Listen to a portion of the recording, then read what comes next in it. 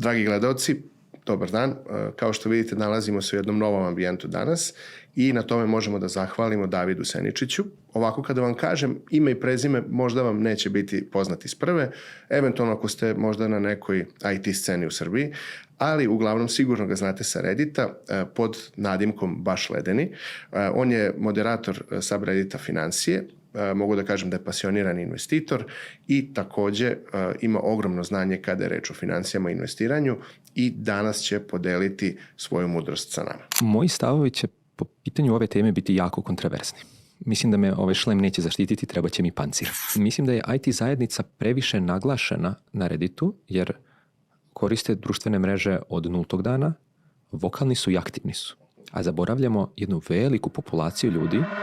Imena akcija, koju ću sada da kažem, su akcije koje su znane i ne znači da treba da ih kupite i prodate. Nije investicioni savjet. Nije investicioni savjet.